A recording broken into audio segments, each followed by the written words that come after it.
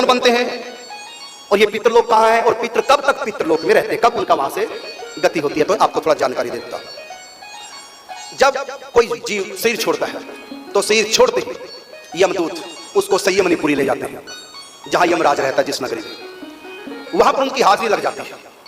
हाँ यही जीव है, बस हाजिरी लग गई, उसके बाद तुरंत यमदूत उसको वापस वहीं ले जाते हैं जहां उसकी डेड बॉडी पड़ी हुई है, उसी घर में ले जाते हैं। उस घर में वो 12 दिन तक रहता है, वहां के क्रियाकलाप सब देखता रहता है, यहां तक कि अग्नि संस्कार को भी देखता है, अपने सिर को जलता हुआ भी देखता है, रोता हुआ देखता है। लोग कहते हैं पापा जी मर गए, अंकल जी मर गए, मम्मी जी मर गए, और वो कहना चाहता है मूर्खों कहां मरा हूं, मैं तो हूं क्योंकि आत्मा कभी मरती नहीं। नैनम चिन्नंती शस्त्राणी नैनम दहती पावका, ये आत्मा जलती, शरीर जलता है। तो लोग कहते हैं कि मर गए, और वो व्यक्ति कहता है मैं तो हूं, मैं कहां मरा, क्योंकि आत्मा मरती नहीं।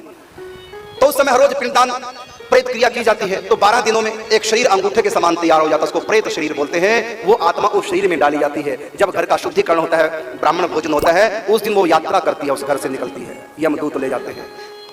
पहले वो सूक्ष्म शरीर में अवश्य थी, लेकिन अब की बार वो जब दोबारा जा रही है इस घर को छोड़कर, वो प्रेत शरीर में, उसको प्रेत शरीर बोलते हैं। अंगूठे जितना उसका आकार है, जो भी पिंड दान किया जाता है उससे शरीर बनता है 12 दिनों में। जैसे गर्भ में 9 मास में बालक का शरीर तैयार होता है, जब शरीर तैयार होता है फिर वो बाहर दुनिया में आ जाता है। इसी प्रकार उन 12 दिनों में वो शरीर तैयार हो जाता है, उसका नाम है प्रेत शरीर। उसमें यमदूत उस आत्मा को डाल देते हैं, वो यम फांस में बंधी रहती है। यद्यपि वो अपने शरीर में जाना चाहते, जो शरीर छोड़ा था उसमें जाना चाहती है, लेकिन यम फांस में बंदी होने के कारण से मृत शरीर में नहीं जाती। उसके बाद उसका शरीर जब जलता है, उसको भी जलन महसूस होती है। जब उनकी अस्थियां गंगा जी में डाली जाती है, तब उनकी जलन समाप्त होती है। इसलिए स्नातनियों, अपने बुजुर्गों की अस्थियों को गंगा जी में डाला करो, किसी और नदी में नहीं। हमारे पंजाब में एक ऐसा संप्रदाय भी नया चला हुआ है, उनके गुरु लोग कहते हैं कि अस्थियां व्यास में डाला करो, क्योंकि उनका आश्रम व्यास के किनारे। घोर कलयुग है। तब तक उस आत्मा को जलन होती रहती है अग्नि संस्कार की, कब तक, जब तक उनकी अस्थियां गंगा जी में न डाली जाए। जिस दिन गंगा जी में अस्थियां समर्पित होती है भगवती गंगा जी की कृपा से, तब उनको शीतलता मिलती है। और उसके बाद 12 दिन में पिंडदान आदि करने से जो प्रेत शरीर तैयार होता है तो उसमें पहुंच जाता है। फिर घर की शुद्धि गंगा जल आदि छिड़क देते हैं, ब्राह्मण भोजन होता है, यह हवन होता है, घर की शुद्धि हो जाती है, सूतक निकल जाता है। ब्राह्मण क्षत्रिय वैश्य शूद्र अलग अलग वर्णों में अलग अलग दिनों का इसमें है, कोई जुड़ने की 12 दिनों में अपने कुल की रीति के अनुसार आगे पीछे दिन होते हैं। तो उस समय फिर वहां से वो प्रेत शरीर में आत्मा जाती है, तब वो संयमनीपुरी दोबारा पहुंचती है। और दोबारा संयमनीपुरी पहुंचने में उनको 11 दिन लगते हैं। उस रास्ते का एक दिन, यहाँ का 1 महीना बीत जाता है।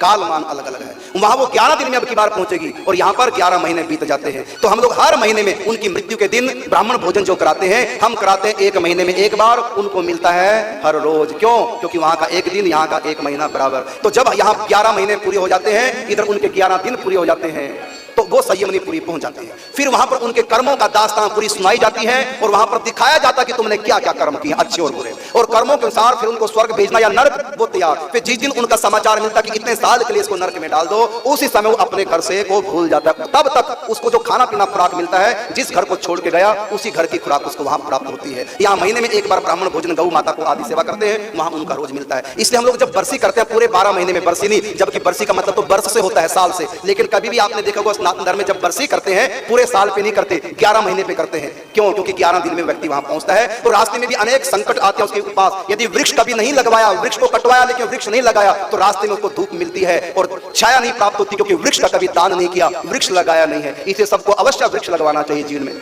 तो वहां तांबे की धरती, लोहे की धरती और संतप्त एकदम उस पर घसीटा जाता है। लोग सत्संग में जूते चप्पल चुरा लेते हैं, तो वहां पर नंगे पांव जिन्होंने चप्पल जूतों की चोरी की है और जूता चप्पल दान नहीं किया, सर के लिए तो आपके पास बहुत जूते हैं, लेकिन किसी के पांव में पहनाने के लिए जूता नहीं।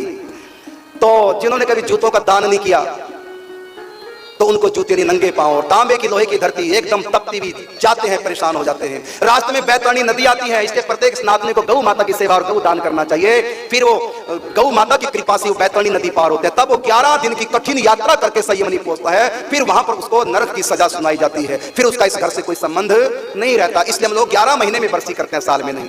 तो नरक तुरंत मिल जाता है। यदि स्वर्ग मिला उसको अच्छे कर्म किए तो स्वर्ग भी तुरंत पहुंचा दिया जाता है। लेकिन यदि उसको नरक स्वर्ग न मिल करके जन्म मिलना है, उसमें भी जानवरों का जन्म अगर मिला तुरंत मिल जाता है। लेकिन यदि मनुष्य का जन्म उसको तुरंत मिलना है तो उस समय तुरंत मनुष्य का जन्म न मिल करके उसको वेट कराया जाता है, इंतजार करो जन्म की, क्योंकि अभी तुम्हारे जन्म का संयोग नहीं बना। तुम्हारे कर्मों के अनुसार किसको तुम्हारा माता पिता बनना है। जहां तुम्हारे कर्मों का ठीक ठीक सुख दुख का विधान बन जाए धरती पर, जब तक न बने तब तक तुम वेट करो। और जब तुम्हारे पुण्य पाप के अनुसार पृथ्वी पर भोग के लिए तुम्हारे अनुकूल जब समय होगा, तब तुम्हारा जन्म होगा, तब तक तुम वेटिंग रूम में जाओ। उसी वेटिंग रूम को हम कहते हैं पितृलोक। और जब कोई वेटिंग रूम में जाते हैं, ना उसको नरक वाला शरीर मिला यातना दे, ना उसको स्वर्ग वाला शरीर मिला भोग दे, ना वो भगवत धाम में गया भक्ति नहीं की, तो ऐसी स्थिति में उसका वही शरीर रहता है, उसका नाम है प्रेत शरीर, पितरों का शरीर। पितृ शरीर से उसको पितृ बना दिया जाता है। वहां के राजा अर्यमा होते हैं, जो भगवान श्री कृष्ण की एक विभूति है, वो अर्यमा वहां के शासक हैं। तो वहां पर वो पितृ रहते हैं। कब तक रहते हैं? जब तक उनका जन्म का संयोग न बन जाए। तो पितृ केवल वो बनते हैं जो जन्म लेने की इंतजार कर रहे हैं। देखो, नरक तो तुरंत इसलिए मिल जाता है कि नरक व्यक्ति अकेला भोगेगा, सुख दुख, स्वर्ग में सुख और नरक में दुख व्यक्ति अकेला भोगता है। लेकिन इस मृत्यु लोक में कोई भी व्यक्ति अकेला सुख दुख नहीं भोगता, क्योंकि उसका परिवार उसके साथ होता है। जैसे यहाँ पर किसी को मृत्यु दंड दिया गया, तो पाप जिसने किया तो उसको मृत्यु दंड दिया, लेकिन दर्द तो उसके माता पिता को भी हो रहा है, अनाथ तो उसकी पत्नी बच्चे भी हो गए, तो दंड तो उनको भी साथ में मिल गया। तो यहाँ तो न्याय ठीक हो ही नहीं सकता।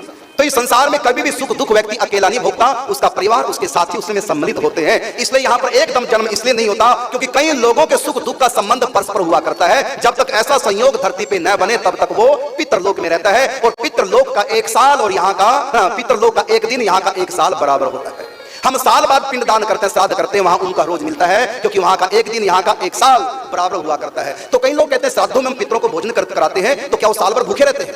दूसरे धर्मों के, सनातन धर्मियों का ऐसा मजाक करते हैं, ये लोग साल में एक बार अपने पितरों को खिलाते हैं, तो साल भर क्या वो भूखे रहते हैं? उन मूर्खों को, अज्ञानियों को यह भी नहीं पता कि वहां का एक दिन यहाँ का एक साल बराबर है। हम तो एक साल बाद श्राद्ध करते हैं, वहां उनका रोज मिल जाता है, क्योंकि यहाँ का एक साल, वहां का एक दिन बराबर होता है। इसलिए ये पितृ कब तक, कौन पितृ बनते हैं, कब तक पितृलोक में रहते हैं और पितृलोक क्या है, ये तीन बातें आपको मैंने बताई। पितृलोक का मतलब वेटिंग रूम। पितृ केवल वो बनते हैं जिनका अभी मनुष्य जन्म होना है, और जो सीधे स्वर्ग चले गए या नरक चले गए, भगवत धाम में चले गए या जानवर की योनि में चले गए, वो पितृ नहीं बनते। पितृ हमेशा वो बनते जिनको मनुष्य जन्म मिलना है।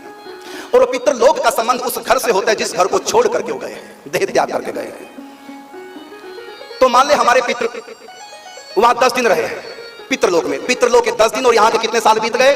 10 साल बीत गए। यदि वहां वो 100 दिन रह गए, 100 दिन कोई ज्यादा नहीं होता, 100 दिन का मतलब सवा 3 महीने लगभग, तो 3.25 महीने कहीं वो रह गए, तो यहाँ के 100 साल बीत जाएंगे।